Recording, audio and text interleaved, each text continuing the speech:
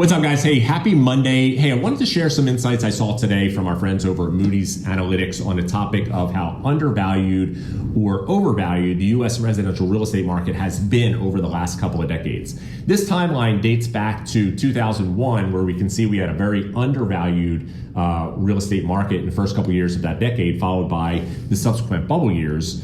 And then followed through another period of undervalue, and then we can see what happened over the course of this last cycle, where we had a historically high level of overvalue, fueled by a historically low interest rate, together with that crazy migration patterns we saw post-pandemic. But if you remember, it wasn't that long ago. We saw it wasn't unlikely to see homes that had not just multiple offers, but in some cases dozens of offers. And we saw homes selling for 10, 15, 20% over asking price. Right? So we had a very overvalued market in the eyes of Moody's and other analysts. But then since then, we've really kind of seen a balancing out. And we're very close to, we're back down in the single digits in terms of overvalue. And obviously that's going to be different in different parts of the country. But what's interesting is to know as to how we got here and why.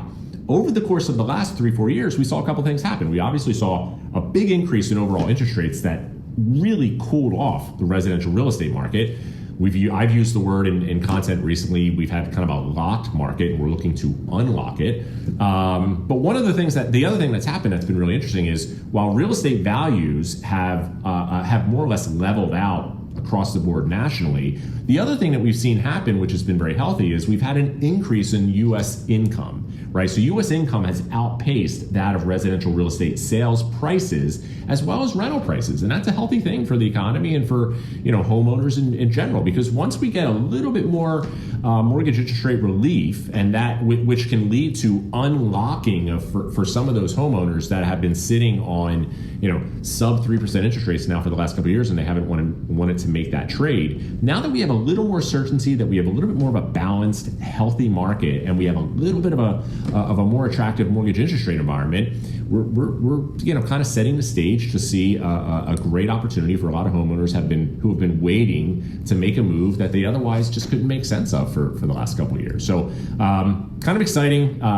interesting information that I wanted to share. Any questions or thoughts about it, drop a comment or shoot me a DM. I'm happy to explain or help you understand how this can affect your plans. Have a great day.